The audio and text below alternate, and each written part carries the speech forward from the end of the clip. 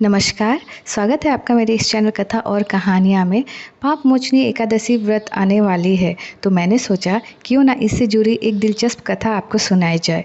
कथा के साथ साथ पाप मोचनी एकादशी तिथि और शुभ मुहूर्त और उससे जुड़ी कुछ महत्वपूर्ण बातें भी मैं बताऊंगी। पर उसके लिए आपको मेरे इस चैनल से जुड़ना होगा, और अगर आप चैनल पर नए हैं तो प्लीज़ चैनल को सब्सक्राइब कर दीजिए, और जो चैनल से जुड़ चुके हैं वो वीडियो को लाइक और शेयर कीजिए। तो चलिए सबसे पहले हम कथा शुरू करते हैं।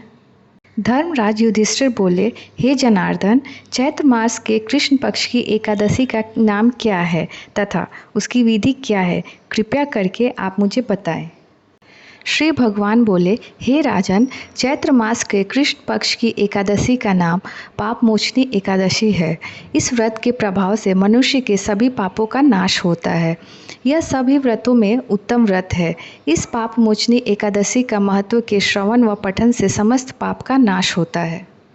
एक समय देवर्षि नारद जी ने जगत पिता ब्रह्मा जी से कहा, महाराज, आप मुझसे चैत्र मास के कृष्ण पक्ष की एकादशी विधान कहिए। ब्रह्मा जी कहने लगे कि हे नारद, चैत्र मास की कृष्ण पक्ष की एकादशी पाप मोचनी एकादशी के रूप में मनाई जाती है। इस दिन भगवान विष्णु की पूजन किया जाता है।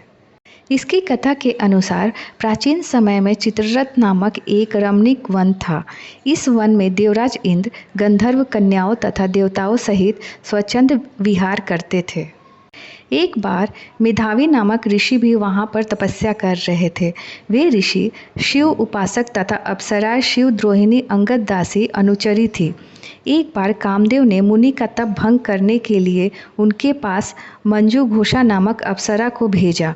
युवावस्था वाले मुनि अप्सरा के हाव भाव, नृत्य, गीत तथा कटाक्षों पर काम मोहित हो गए। रति क्रीड़ा करते हुए 57 वर्ष व्यतीत हो गए। एक दिन मंजू घोषा ने देवलोक जाने की आज्ञा मांगी। उसके द्वारा आज्ञा मांगने पर मुनि को भान आया और उन्हें आत्मज्ञान हुआ कि मुझे रसातल में पहुंचाने का एकमात्र कारण अप्सरा मंजू घोषा ही है। क्रोधित होकर उन्होंने मंजू घोषा को पिचासनी होने का श्राप दे दिया। श्राप सुनकर मंजू घोषा ने कांपते हुए ऋषि से मुक्ति का उपाय पूछा। तब मुनिश्री ने पाप मोचनी एकादशी का व्रत करने को कहा और अप्सरा को मुक्ति का उपाय बताकर पिता च्यवन के आश्रम में चले गए। पुत्र के मुख से श्राप देने की बात सुनकर च्यवन ऋषि ने पुत्र की घोर निंदा की तथा उन्हें पाप मोचनी चैत्र कृष्ण एकादशी का व्रत करने की आज्ञा दी। व्रत के प्रभाव से मंजू घोषा अप्सरा पिशाचिनी देह से मुक्त होकर देवलोक चली गई। अतः हे नारद, जो कोई मनुष्य विधि पूर्वक इस व्रत को करेगा उसके सारे पापों की मुक्ति निश्चित है, और जो कोई इस व्रत के महत्व को पढ़ता और सुनाता है उसे सारे संकटों से मुक्ति मिल जाती है। तो आइए अब जानते हैं पाप मोचनी एकादशी व्रत का डेट और टाइम। वैदिक पंचांग के अनुसार इस साल चैत्र माह के कृष्ण पक्ष की एकादशी तिथि 4 अप्रैल को शाम 4:16 पर शुरू होगी और अगले दिन 5 अप्रैल को दोपहर 1:28 पर समाप्त होगी।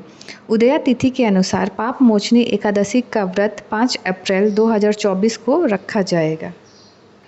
पाप मोचनी एकादशी से जुड़ी महत्वपूर्ण बातें यह है कि इस दिन का उपवास भक्त शांतिपूर्ण जीवन जीने और अपनी पिछली गलतियों की क्षमा के लिए करते हैं। इस व्रत का महत्व स्वयं भगवान कृष्ण ने राजा युधिष्ठिर को समझाया था और यह भविष्योत्तर पुराण में पाया जा सकता है। यह एकादशी चैत्र माह के कृष्ण पक्ष के दौरान आती है। पाप मोचनी 2 शब्दों से मिलकर बना है, पाप और मोचनी। इसका अर्थ है पाप समाप्त करने वाला। एकादशी का व्रत भगवान विष्णु की पूजा के लिए और अपने सभी पापों से मुक्ति पाने के लिए बहुत ही उत्तम माना जाता है। तो उम्मीद करती हूँ कि पाप मोचनी एकादशी व्रत कथा और उससे जुड़ी जानकारियाँ आपको पसंद आए और आप इसे अपने फैमिली फ्रेंड्स के साथ शेयर करें, और अगर नए हैं तो चैनल को सब्सक्राइब ज़रूर करें। तो चलिए फिर मिलते हैं एक नई कथा कहानी के साथ। तब तक जय श्री नारायण।